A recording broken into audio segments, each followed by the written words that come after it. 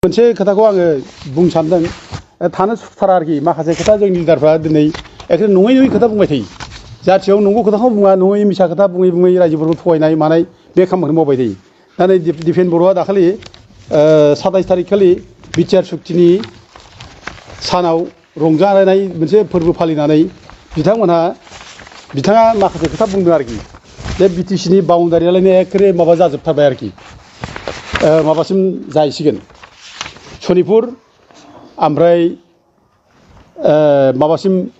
बिश्वनाथसिम बे जाहैजोबसिगोन बे डिस्ट्रिक्टआ जाहैजोबसिगोन होननानै बुंदों दा एखेबारे गगार मिसा खोथा बुङो बिथांमोना दा नै सुक्तियाव मा दं बेखौ बिथांमोना रायजो राजानो मोजां खोन्थायाखै बुजियाखै बिसोर फरायदोंना फरायाखै आरो फरायदोंना बुजिना बुजियाखै आरो बुजिदोंब्ला बिसोर मिसा खोथा बुंदों नामा दाथ' जों मिसा खोथाखौनो बिसोर बुंगासिनो दं आरोखि खुनु एरिया माने एक्सटेनसन खालामनायनि बे सुक्तियाव गैया आरोखि एरिया बारायनायनि बाथ्रा गैया बे बाउन्डारि सिमाव नांजाबनानै थानाय 50% बारा बर' गामिखौ माने सोनाय जागोन बाथ्रा बिसोर दङ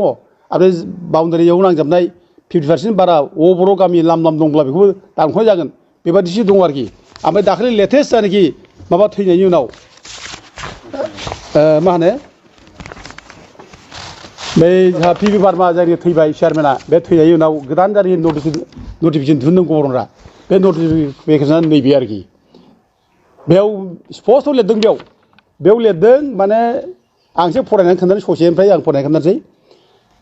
ओरैनो आरोखि in personal notification of earlier notification issued by number so dated so and consequent upon the demise of the incumbent chairman Sri P.B. Barma, IAS retired. Dr. Ashish Kumar Bhutani, IAS Principal Secretary to the Government of Assam, is hereby appointed as chairman of the commission constituted for the alteration of the area included under Bodoland Territorial Region in place of late P.B. Barma, IAS retired. बिदिनो दा BTR सिङाव थानाय गामिखौ दानख'नायनि बाथ्राखौसो बेयाव अर्डाराव होदों बेयाव सोसननाय खुनु बाथ्राखौ बुङाखै दा बिथांमोना बोरै बुंगासिनो दं जे माने बे सनितपुर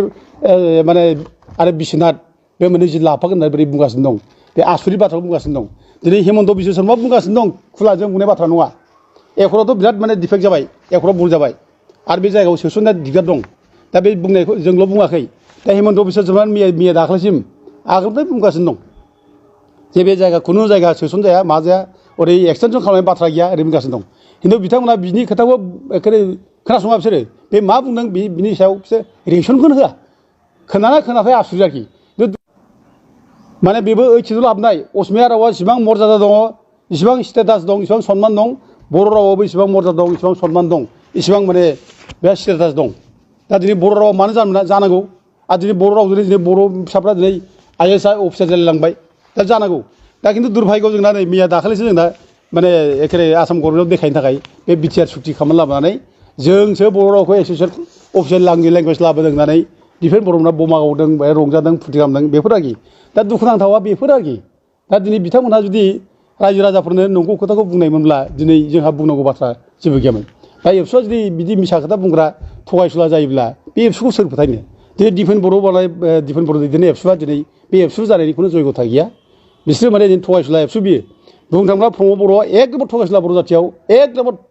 फोथाय खेबस' खालामग्रा बर' जाथियाव आरो 2 नम्बराव दिपेन बर' आरो दिनै बे दिपेन बर'आ दिनै एबसुनि बे प्रेसिडेन्ट जानायनि जयगथा गैया बे इमिडियेट बे गारनानै गोदान जेनुइन मानसिफोरनो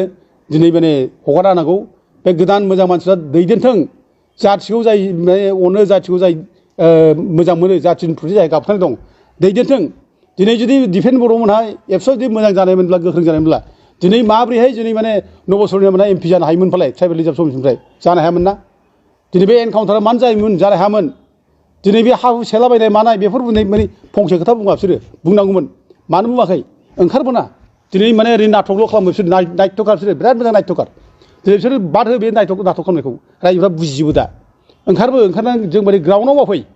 डिसिखौ बुंहै प्रमद बर'खौ बुंना बिसिबां बेद ब्लकआव हाबनानै दं बेखौ ओंखारजोबनांसिगौ प्रमद बर'खौ बुं गाबोननो होनबाथ' एक्सन जायोना दिनै मानो फंसे खोथा बुङाखै फालाय बिसोरलाय बुंनांगौ दा अथे दिनै बुजिबाय दिपेन बर'आ एबसुनि बे प्रेसिडेन्ट जानाय जयगथा गैया बिहा उद्देश्य गैया जाथि सेवा खालामनायनि बियो MLA बोरै जानो हायो बिटिसिनि डेपुटि चिफ बोरै जानो हायो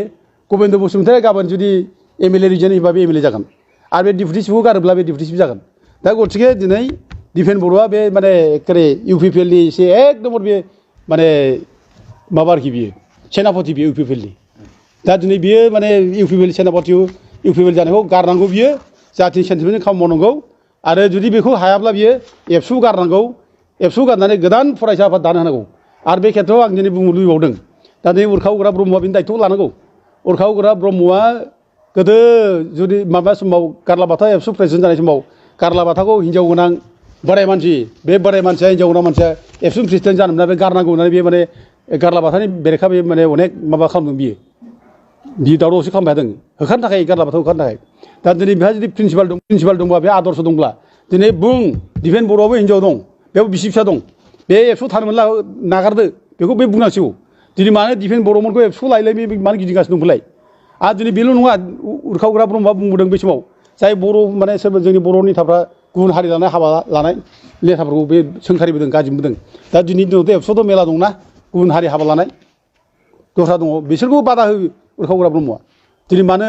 एक पकियाव दिनै माने माबा रल लादोंमोनलाय माने प्रिन्सिपाल गैयै रल लादोंमोनलाय बिथांनो माबानांगौ आरो दिनै जों माने गबिन्द बसुमतारीखौबो बुंनो हादों जे आं एसे बुंबावसै एसे टाइम लाबावसै दा दिनै गबिन्द बसुमतारीया नै दाखालि एखेबारे नङै बाथ्रा बुंनानै बे माने गावनि क्रेडिबिलिटि बे जे सासे डिपुटि चिफ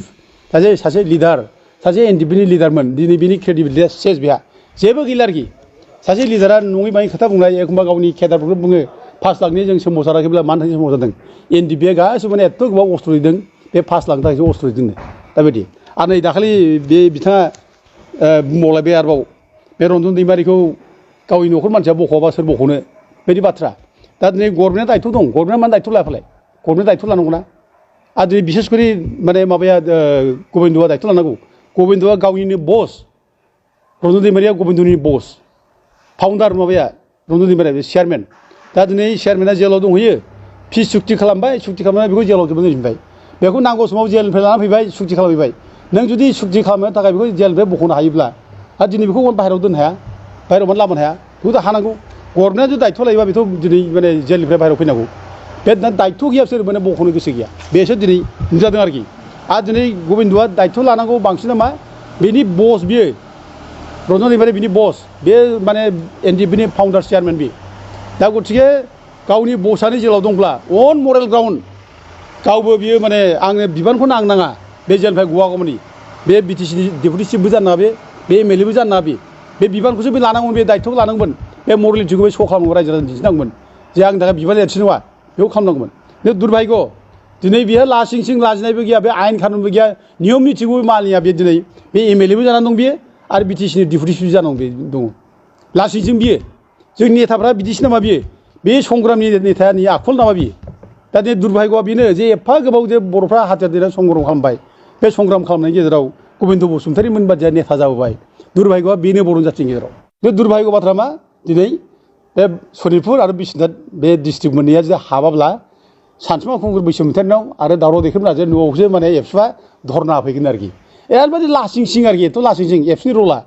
दा दिनै नोंसोरो हिमन्त बिश्व शर्मानि न'आव धरना होयोना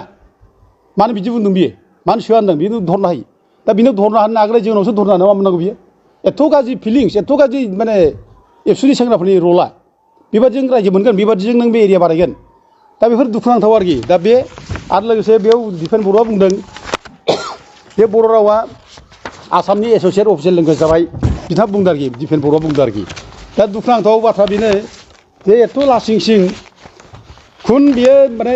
बर' रावा 1985आवनो एस'सियेट अफिसियेल लेंगुवेज जाखानाय बेखौ हितिश्वर शइकिया जेब्लानोखि चिफ मिनिस्टारमोन बे समाव जेब्ला क'क्राझाराव हद'खम संगित शिल्पी समारोह जायो बेयाव जोंनो एखेबारे बिरादनो आन्दलन खालामनाय धरना बिराद दावराव खालामनानै जुदि माने बर' रावखौ एस'सियेट अफिसियेल लेंगुवेज खालामाब्ला जों बे संगित शिल्पी समारोहखौ जाहोआ होननानै एबसुआ जों बै समावनो जोंनो बे जिनिसखौ आदाय खालामनानै लादों बे समावनो 85आवनो जादों 1985आवनो जादों दा दिनैसो बिथांमोना गावसोर खालामदोंना बोरै बुंनो हागौ 1985नि 16 एप्रिलाव बे अर्डारखौ होदों नैबे अर्डार बे क'क्राझार जिल्ला आरो उदालगुरि साब डिभिजनाव बे मोननैयाव घोषणा होदों ओमफ्राय बेजों लोगोसे जेराव बर' थाग्रा जायगाफोर दङ बे बर' थाग्रा जायगाफोरा बे बर' भाषाखौ माने एस'सियेट अफिसियेल लेंगुवेज खालामनाय जायगा बर' भाषाखौ बाहाय हागोन होननानै अर्डार होनाय दं बे मोनसे आरो मोनसेया नै 2016 आरोबाव 2016 आरोबाव गभर्नरा आसामनि गभर्नरा गोदानै आरोबाव अर्डार होबावबाय जे बर' रावखौ आसामनि प्रत्येक जिल्लायावनो एस'सियेट लेंगुवेज बाहायनाय जासिगोन होनना अर्डार होबाय बेखौ अर्डार होनाय खारना जाबाय 2003 आव माने BLC नि मोनसे सुक्ति जाबाय BTC सुक्ति जाबाय बे BTC सुक्तियाव बर' भाषाखौ 8 सिडुल सोसनदों दा बर' भाषा 8 सिडुल हाबनाय लोगो लोगोनो बर' रावा आसामनि अफिसियेल लेंगुवेज जानांगौ स्टेट अफिसियेल लेंगुवेज जानांगौ बे आयेननि बाथ्रा बे दिनै आसामनियाव असमिया रावा अफिसियेल लेंगुवेज असमिया रावा माने बेबो 8 सिडुल हाबनाय असमिया रावा जेसेबां मर्यादा दङ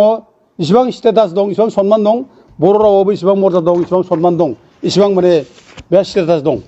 दा दिनै बर' रावा मानो जानांगौ आरो दिनै बर' रावजों दिनै बर' फिसाफ्रा दिनै IAS अफिसार जालायलांबाय दा जानांगौ दा खिन्थु दुर्भाग्यआव जोंना नै मैया दाखालिसो जोंना माने एखेरे आसाम गभर्नमेन्टआव देखायनो थाखाय बे बिटिआर सुक्ति खालामना लाबोनानै जोंसो बर' रावखौ एस'सियेट अफिसियेल लेंगुवेज लाबोदों होननानै डिफेन्स बर'फोरा बमा गावदों बेहाय रंजादों फुरथि खालामदों बेफोर आरोखि दा दुखुनांथावा बेफोर आरोखि दा दिनै बिथांमोनहा जुदि रायजो राजाफोरनो नंगौ खोथाखौ बुंनायमोनब्ला दिनै जोंहा बुंनांगौ बाथ्रा जेबो गैयामोन दा एबसुआ जुदि बिदि मिसा खोथा बुंग्रा थगायसुला